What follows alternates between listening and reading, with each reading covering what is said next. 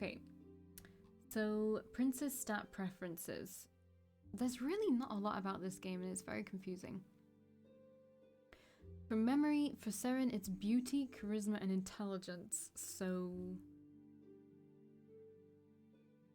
let's do a full week of beauty, maybe?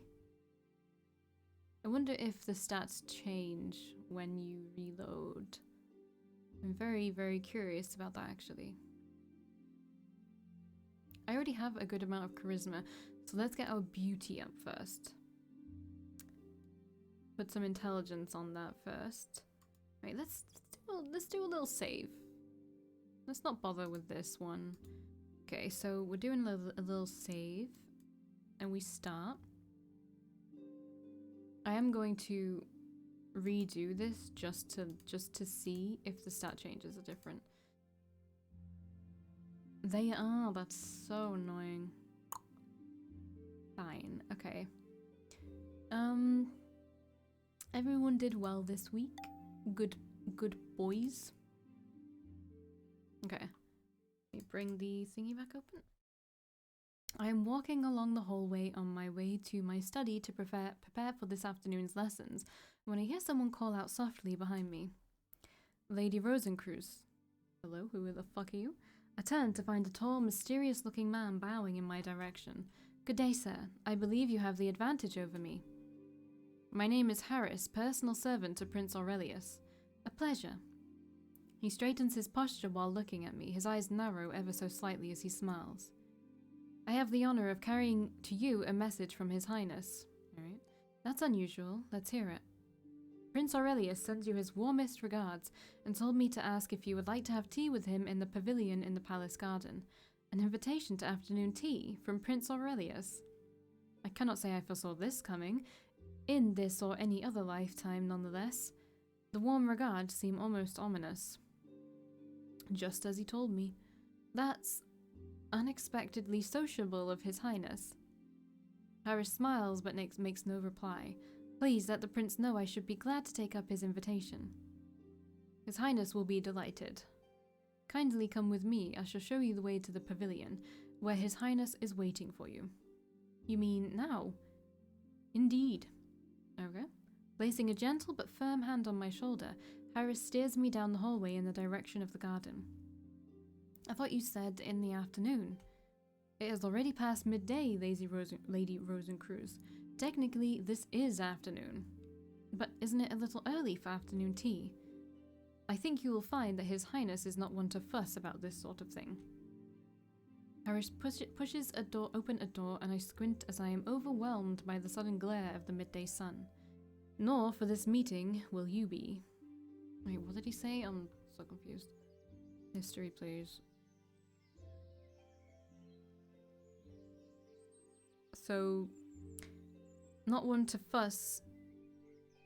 You shouldn't fuss about this sort of thing. Okay. Sunlight dances on the soft green meadow and sparkling fountains of the sprawling palace garden. A cool breeze meanders through the air, making the leafy branches of the trees rustle and stir. At the center of the garden, sitting in the shade of the white pavilion, I see the figure of Prince Aurelius observing us, hands neatly folded on his crossed legs, with not a single kettle, tray, or cup in sight. You said the prince is inviting me for tea, right? No, I said His Highness told me to tell you he is inviting you for tea.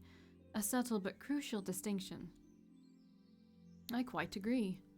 My mouth suddenly dry, I find myself walking slowly towards the pavilion. There is no option but to press ahead. What with Harris blocking the exit behind me and Prince Aurelius fixing that cold, sharp gaze of his on me. You're here, at last. Good afternoon, Your Highness. Well, Harris, get the blades, will you? At once, Your Highness. Blades? Blades. Blades. Harris places two gleaming steel swords on the table before Prince Aurelius, who buckles one onto his belt without taking his eyes away from mine. What do you intend to do with that sword? Fight. That's what people usually do with swords. Fight? Who are you fighting? You? Me? His Highness is challenging you to a duel, Lady Rosencruz. I look from one man to the other. more than half expecting them to burst out laughing in my face at any moment. But the faces of the duo are deadly earnest. I really am being challenged to a duel with Prince Aurelius using swords of pure steel. I mean, I think I should decline, if I'm perfectly honest. I'm not going onto your route yet, buddy. Yes, intelligence. Yeah, that's a smart thing to do. No way. You refuse. It's too dangerous. What if one of us wounds the other, Your Highness, or worse? Prince Aurelius laughs as he unsheaths his weapon, running his thumb along its length. See, it's a training blade, and a dull one too, I might add. Even so, the worst it can do is leave an ugly scar, or poke an eye out, or maybe sever a jugular if it slices the neck with sufficient force. That's not safe at all. No, but was it safe when half a dozen mercenaries attacked you all on all sides, using fully sharpened weapons backed by lethal intent? Just because danger sometimes finds us doesn't mean we should actively seek it. Perhaps not. Nevertheless, the day favors those who are prepared to face it. Enough talking. On guard. That is all the warning I receive before Prince Aurelius lunges at my person in a whirlwind of shining steel. Taken by surprise, I barely manage to bring my sword up in time to parry the volley of incoming blows. Step by step, the prince forces me backwards out of the pavilion and onto the meadow beyond. Alright. It quickly becomes clear that I do not stand a chance. My grasp falters and the sword feels cumbersome to the touch. There's no way that I can have enough to, like, do anything here. Just saying. I don't feel like there's a way I have a chance here. Of course it does, I'm not trained to use it. Despite my frantic attempts to fend off the assault, my arms are proving incapable of holding the blade upright. As for my legs, they throb as though the slightest breeze will cause them to buckle. What a disappointment. Prince Aurelius is toying with me, feinting here and there, making me wave my sword wildly all over the place while he is barely moving a muscle. Any moment now, he will tire of this game and... A sudden blow by the prince wrenches the sword out of my grip, causing it to skid over the grass. Then there is a blur of movement. I stagger as something slams into me with brute force. The next thing I know, I am lying flat on my back in the grass, looking up at the blue sky and the white fluffy clouds, breathing heavily. And Prince Aurelius is holding his sword down against my neck, its half-sharpened tip pressing into my skin ever so precisely. From my position, I can see the prince's firm grip on his sword and a coldness that seems to have been ingrained in his eyes, unbefitting for a beauty such as him. A few loose strands of his hair gracefully trace the shape of his face, and the scent of western flowers envelops me once again. He hasn't even broken a sweat in defeating me.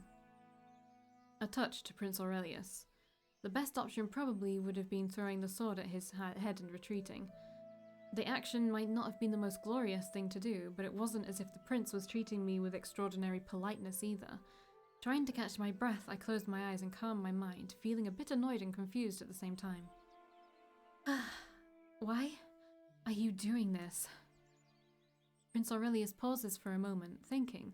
For some reason, I don't expect him to give me a serious reply. I simply wish to make my own assessment of you. Harris helps me to my feet, brushing away the dirt and grass on my clothes.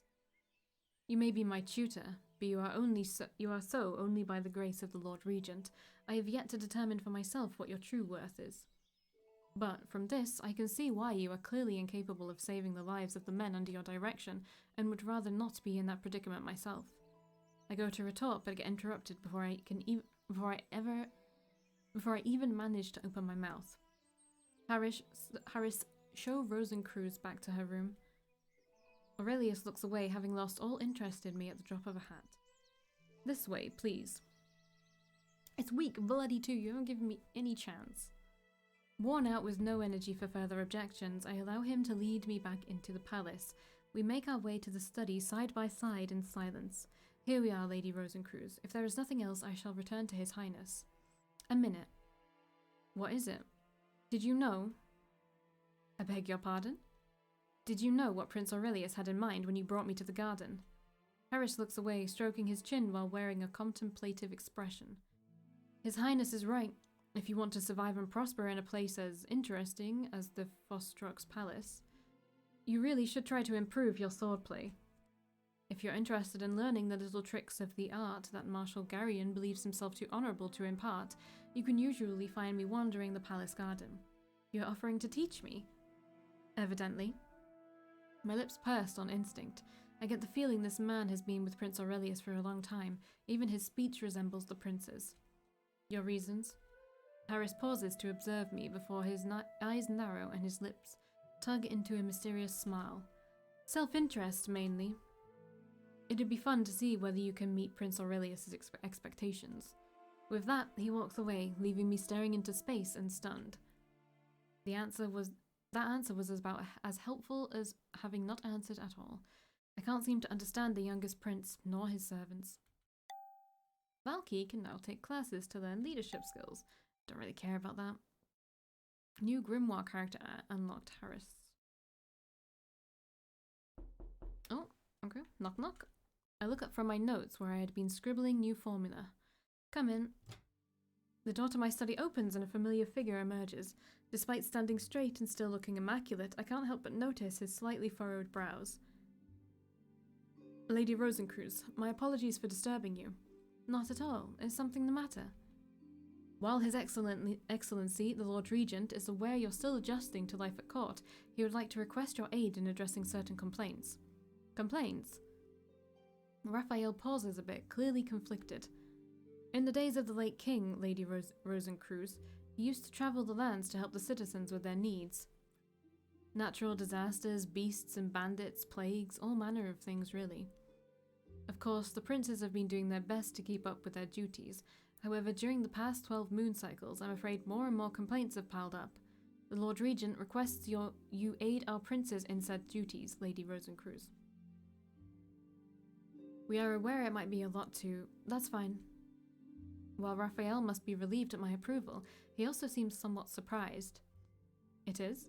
I am an alchemist of the High Council. While I was summoned here to tutor the princes, it's our foremost duty to help each country advance and prosper. I would be happy if my alchemy can be of even the slightest help. Hell yeah, my beauty went up. The Master of Coins smiles and I find myself smiling back. Thank you, Lady Rosencruz. Whenever you need funding for your work, please don't hesitate to find me. I will also be taking inventory and keeping track of each state's income. I hope the information will be of use for you. Missions are now available. Fulfilling them will increase different factions' approval and increase your weekly income. Sweet. For more information, yeah, I know. Okay. So...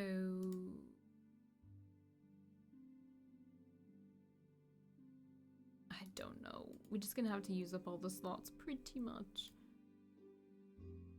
Heavenly beauty. What is my beauty? Obviously we have a... Okay, we have 7... we have like the most beauty. Why do I keep doing that? Missions, so... How can we tell if requirements are met? Seren. Strange rumors have reached the palace of farmers shutting themselves inside their house during the day and doing no work. I mean, I guess we have the stuff to do it? Okay. Strange rumors have reached the palace. Farmers residing in the outskirts of the capital were shutting themselves inside their house during the day and not doing any work. They only ventured out past midnight, and reports of their activities suggested that they were suffering from advanced stages of hallucinatory delusion.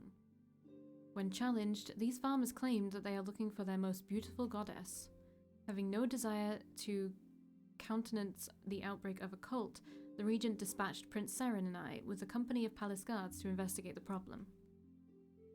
Upon reaching one of the infected villages, we found it eerily silent.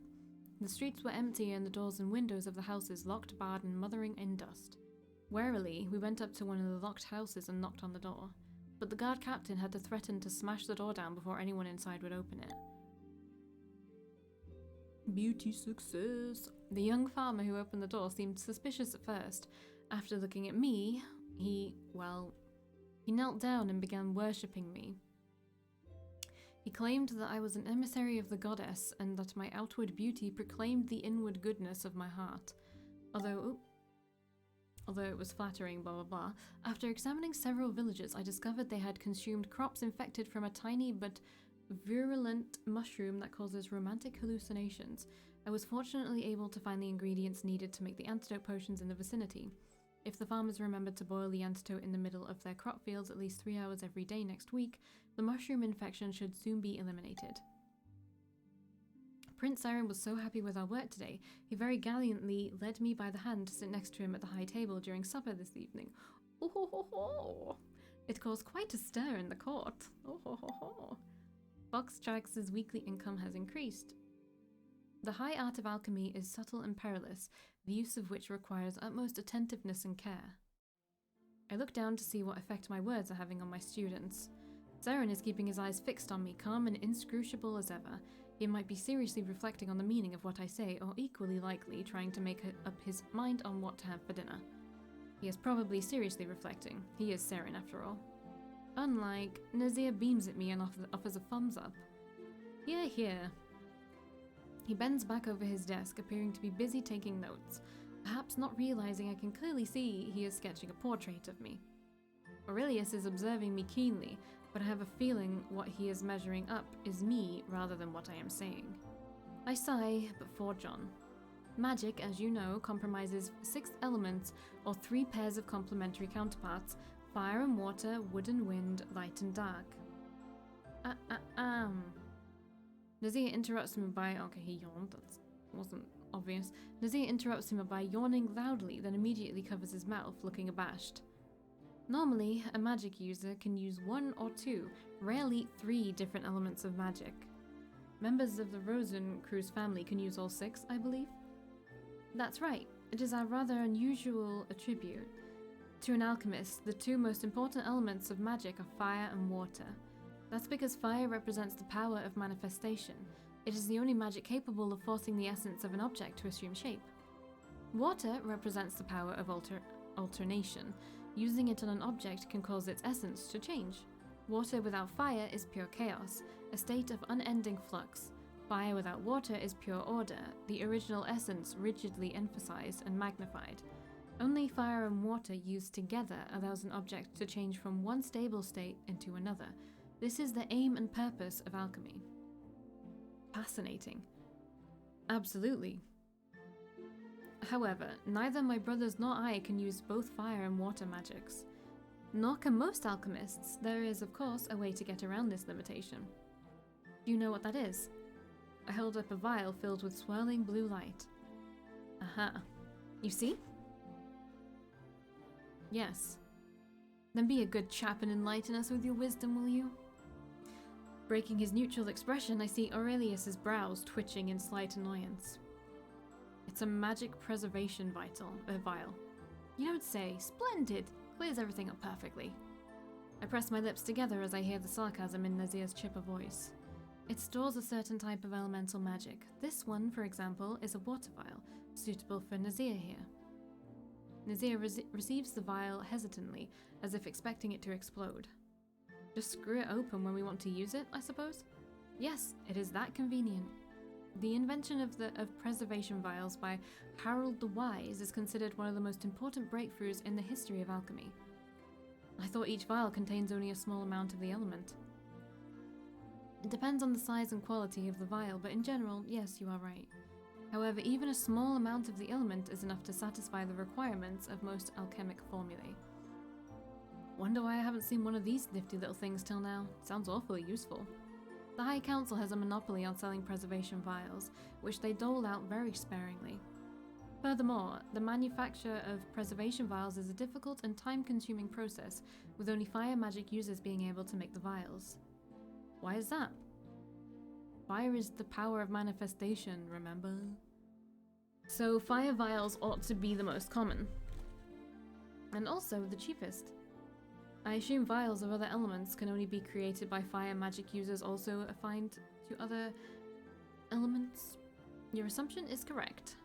That means Nazir here may eventually have the ability, if he pays attention to my lessons, to create wind preservation vials.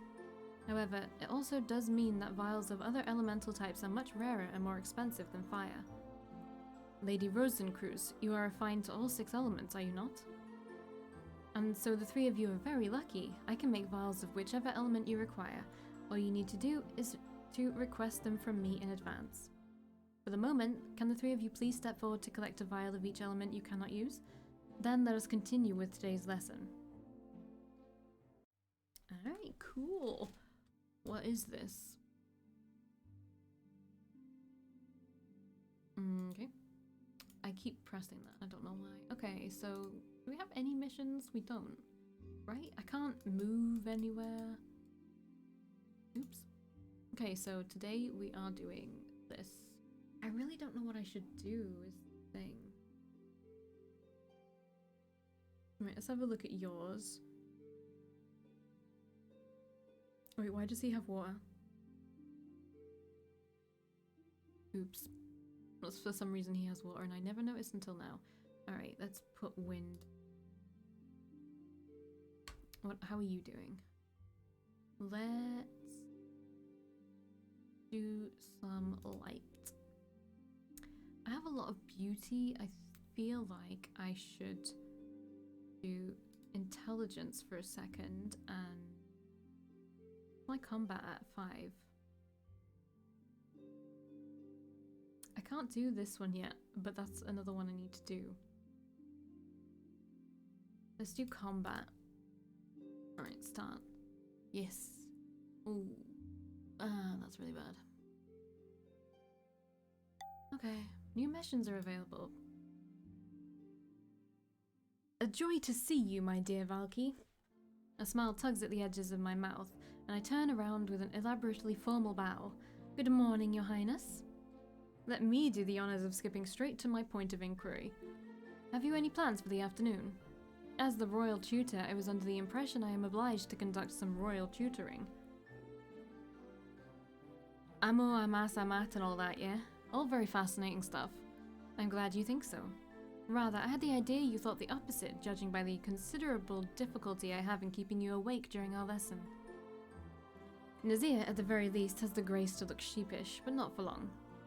I say, don't you believe you deserve to have a teensy break from all that tutoring and whatnot? What do you mean?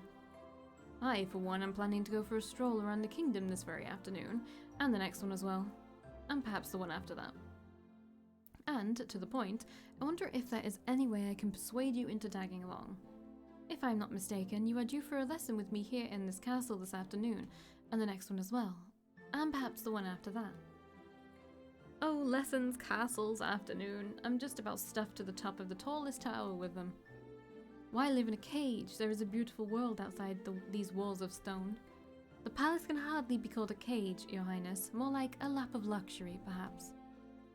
Even a gilded cage is still a cage, my dear, and I am absolutely determined to break out of mine this afternoon. Can I not convince you to do the same? You haven't seen much of Eskia aside from the palace, have you? I pause and think, it's true that I haven't really had a chance to see much of the country, being busy with adjusting to court life and the tutoring sessions, and despite my better judgment, my curiosity keeps nagging me to go out and see more. Nazir's grin turns mischievous, knowing very well that I've taken the bait. Let me show you around.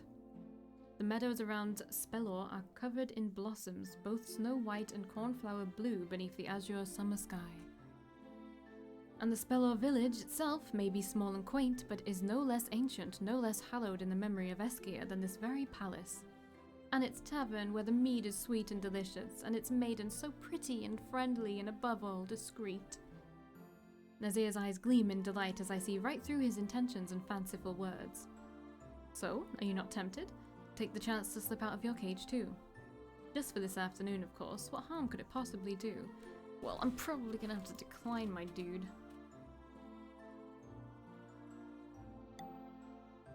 Okay, but let's go ahead and see what it nets us to say yes. It nets us charisma, so let's just fucking go, right? Against my better judgment, I am inclined to take you up on your offer. Splendid, you will not regret it. Not soon, anyways. I'm already beginning to have doubts about my hasty decision. Before I can gather my thoughts, Nazir has seized my hand and is taking me along the hallway towards his room. Just give me a minute or two to pack my things and we'll be on our merry way. I know a little passageway not far from here that leads to a small, unused postern gate that we can most definitely use to slip away from the palace through. No one needs to know how we've left, or when, or why. No one, you say? Oh. Turning a corner, Nazir skids to a halt before Raphael, who is suddenly looming in front of us, arms folded and frowning. Raphael, my dear chap, fancy seeing you here. You sound as if my being here is to your detriment, your highness. No, not at all. Your appearance simply took me by surprise. And my friend here too, eh? My mind races as I attempt to hide behind Nazir out of sheer embarrassment. Just what was I thinking? Getting caught slacking off as the royal tutor? Dare I ask what the two of you were planning on doing with that little passageway through the small, unused postern gate not far from your room? We were discussing the state of security at the palace. Nazir was just telling me how assassins could make use of these overlooked passages to slip past our defensive and wreak havoc inside. Right, Your Highness? Quite right, my dear. Just the thing we were discussing. An admirable motive, Raphael says in a tone of grudging respect, and my lips purse. In that case, I shall note your concern and assign guards to patrol the postern gate as soon as personnel become available. I promise you no one will be able to slip in or out of that gate without half the palace knowing. I'll be damned. I mean, if anyone even tries, I thoroughly approve. Prince Nazir gives Raphael a look of approval and a confident thump to his chest.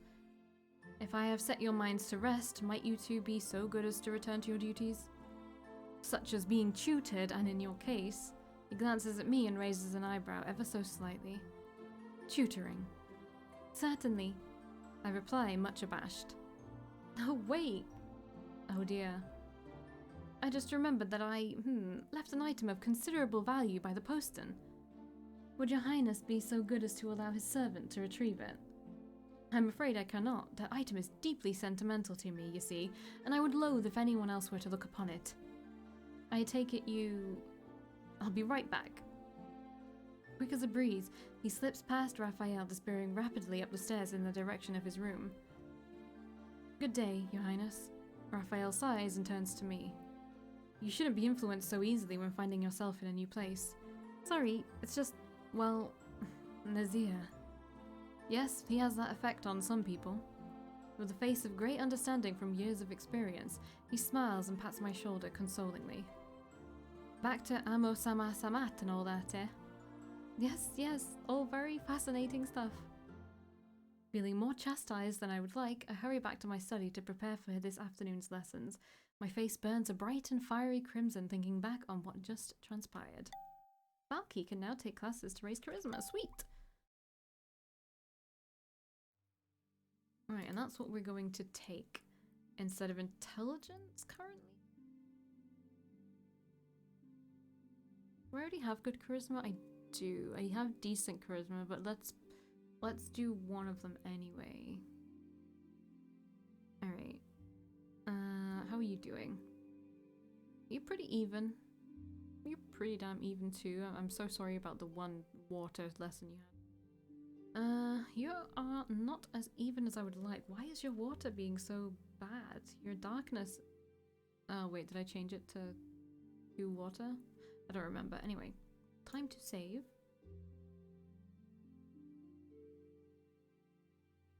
Start.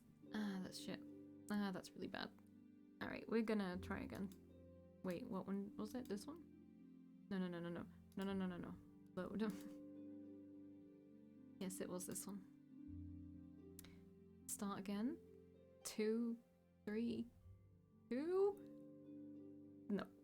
No, I'm sorry. No. Absolutely no. 3, 6? Is this the best I'm gonna do? Why are these guys so fucking good? And I'm just like, ooh, 3. I'll try one more time to get a better score than that. RNG is brutal on your character. 3, 5, 6. Fuck yeah. Okay, that's fine with me. Okay, let's have a look at our stats. Ugh, God, we're so lame. Our combat is going up, and I feel like that is an important one, so... This, not so much. Not for this route, anyway. He is doing well.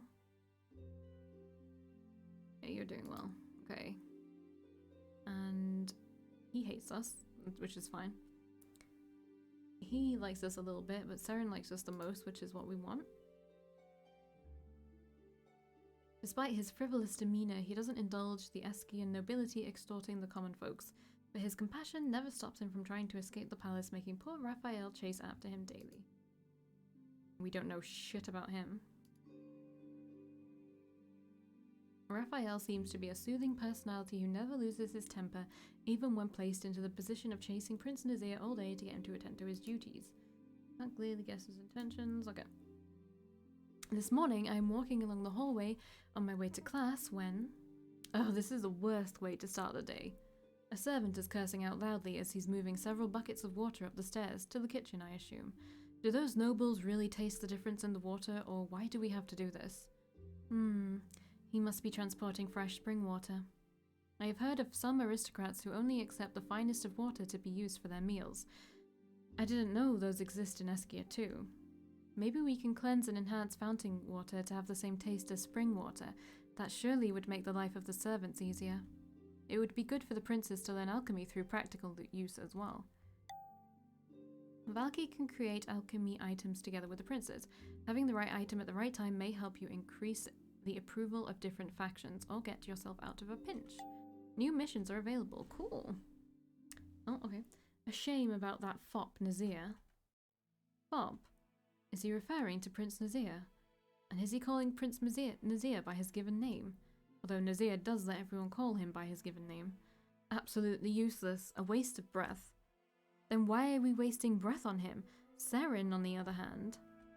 I find myself pressing behind an oversized marble vase, listening on a clearly private conversation between a group of aristocrats huddling inside the room opposite me.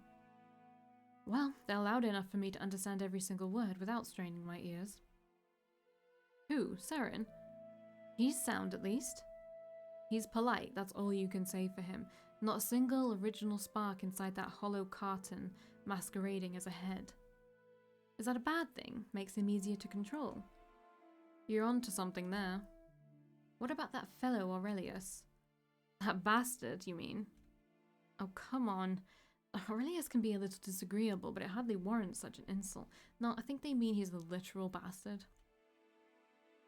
He has as many original sparks as you can want and more. A rather strong personality, very brainy. Prodigy. That's how you fucking say it. Prodigal. Okay, I don't know why I'm suddenly understanding words again.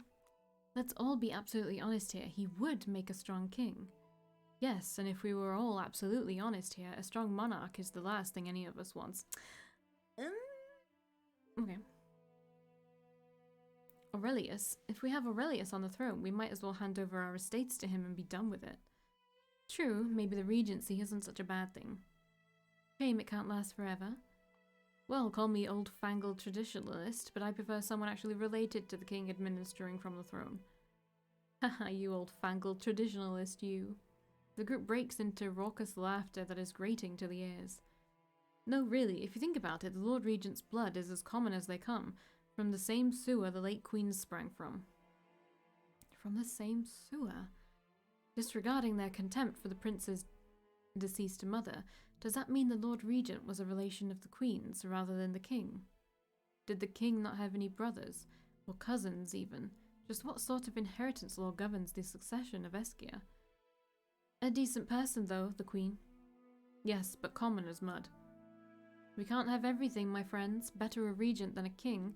Better a king than anarchy. Is that what you call our days of liberty? Anarchy? Sometimes I wonder if it might not be better for us if our late lamented king had, well, not been born. He unified the realm, stripped our rights, changed our ancient laws and customs, and then just went and died on us. Rightfully irresponsible of him. Sometimes I wonder if it might not be better for us if we abolished the monarchy altogether. Just over 20 years ago we were free men, sovereign lords of our estates. Now we are subjects to the crown. Subjects to the crown, huh? Who's there? Oops. It seems I accidentally voiced my thoughts aloud. Good afternoon, gentlemen. I was just passing by and couldn't help but overhear. Oh, it's Lady Rosencreuz. You grace our unworthy selves with your otherworldly presence. Please do not allow us to sully your august self a moment longer. We humbly crave your pardon to take our leaves. Sticking their noses straight in the air, the three aristocrats march away, sneering down at me from the corners of their eyes. What was that about? The Lord Regent is the Queen's brother, not the King's, and in the words of the second aristocrat, common as mud. The kingdom was unified less than a generation ago, and its current laws are barely older than I am. And the nobility is restive enough to be discussing revolt in open air. It seems I don't know nearly as much about Eskia as I would liked. And I have a nagging feeling I had best start learning sooner rather than later. The question is, from whom? Among the people I've spoken with at any length, I can think of only two who were around at the time before the monarchy was established. Salah, the mysterious homunculus, and of course, the Lord Regent himself. I don't bloody know, do I? Overwrite this journal. Find Salah. Intelligence. That's good. The Lord Regent is probably occupied with ruling the realm. I decide to search for Salah and pose my questions to her instead. And we will read this in the next video. Bye!